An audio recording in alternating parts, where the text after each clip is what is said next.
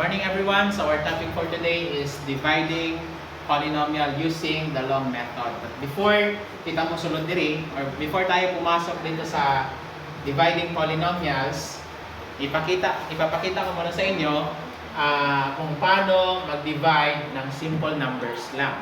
Okay? Kasi yung process natin dito is related sa dividing polynomials.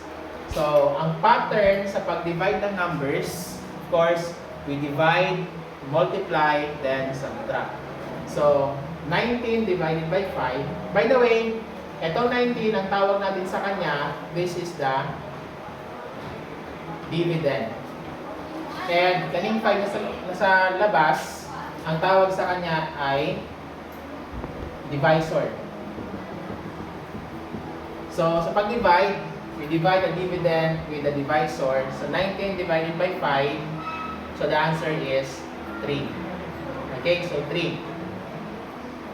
So, 3 times 5. So, we have 15. Then, 19 minus 15. So, the answer is 4. Now, 4 divided by 5 is cannot be. So, hindi mo na tayo mag-proceed sa process talaga ng ng division, which is kailangan mag-borrow. So, ang gagawin natin, itong 4, gagawin natin siya remainder. So, this is the remainder. And this one will be our quotient. Okay?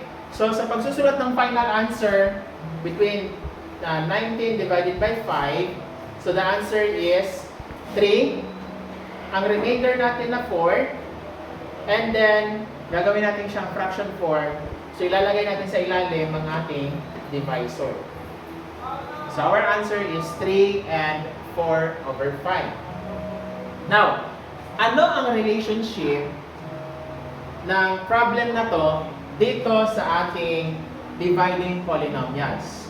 Of course, ganun din ang gagawin natin. I-divide natin ang dividend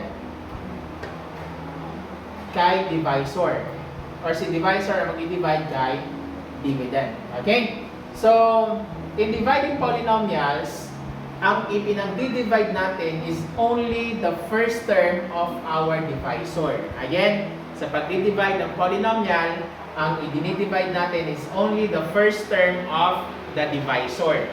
Okay? So, dito tayo sa first term sa ating dividend, sa ating trinomial. So, what is 2x squared divided by x? So, we have 2x.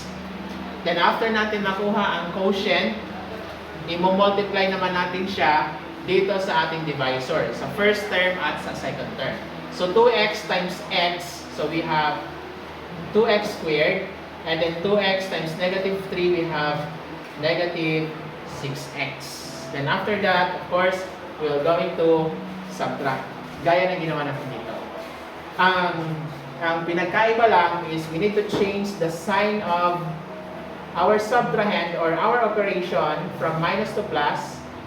The sign of our subtrahend from positive to negative and negative to positive. So instead na mag-minus tayo, ang gagawin natin is mag-add.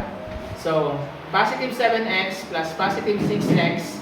So we have 13x. And then, 2x squared plus negative 2x squared. So, the answer is 0. So, hindi ko na siya ilalagay. Okay? And then, bring down negative 4. And again, ang pag-divide natin is only the first term through the first term of our divisor. So, 13x divided by x. So, the answer is positive 13. Then, positive 13 times x. So, we have positive 13x. Then positive 13 multiplied by 3. So we have negative 39. Okay, so negative 39. So i-align lang natin para mas maganda yung pag-solve natin mamaya.